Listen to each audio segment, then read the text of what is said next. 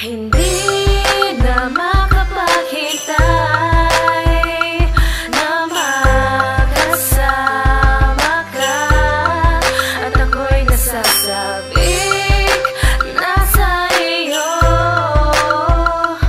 upang ipadamang minamahal kita. O bakit ba? Ganto na lang ba tayong dalawa? Ang salitang mahal kita, di ba binabanggit ko na? Ngunit di mo ba halata na ako ay nangangamba na balang araw pagising ko sa'kin ay wala ka na? Ngunit di ko mapigilan na kinadarama, panalangin sa Diyos Ama na ikay mapasakin na, at sana makasama ka sa bahay, makapiling ka ganyan lagi. Dalangin ko sa tuwing ako'y nagsisimba, at kaya sana pakinggan mo daig ng puso ko na umiibig sa'yo ng totoo. Totoo to, di peke at di nagbibiro, lahat handa ko ibigay para paniwalaan mo. At ang pagiging topic ko sa'yo ay wag na pansinin, dahil lahat ginagawa ko para ikay angkinin, at para mo rin mahalin na tulad ko na umaasa na sana balang araw sa'kin ay wag ka magsawa. Hindi na makapaghintay na makasama ka, at ako'y nasasabik na sa iyo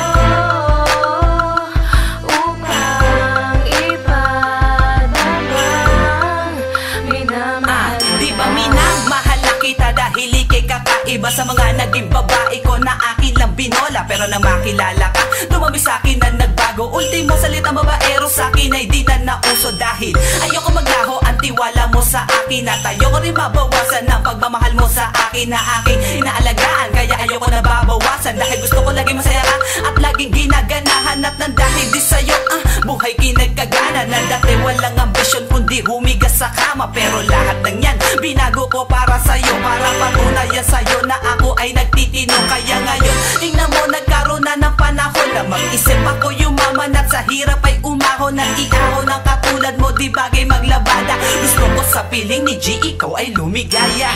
Hindi na makapaghintay na makasama ka, at ako'y nasasabik na sa iyo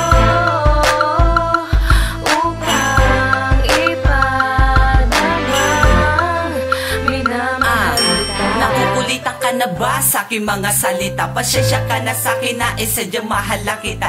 Gusto kong ipakitang malinis ang hangarin ko sa'yo. Di ako tulad ng ex manloloko, kaya sana naman ako'y iyong paniwalaan, dahil iingatan kita na parang sa kayamanan. Di kita pababayaan, lagi kang aalalayan sa mga problema na sa buhay mo ay dadaanan. Huwag mo sanang isipin na to ay puro bola lang, dahil handa ko patunayan, humarap man sa magulang mo at sabihin sa kanila mahal kita. Oo, wala lang ang iba akong pinapangarap pa, kundi yung maging maligaya ka sa'kin at makontento, at ititira kita sa bahay na gawa sa lenyo. Kaya heto, hindi na ako makapaghintay pa na isumpa mo sa altar na ako rin mahal mo na.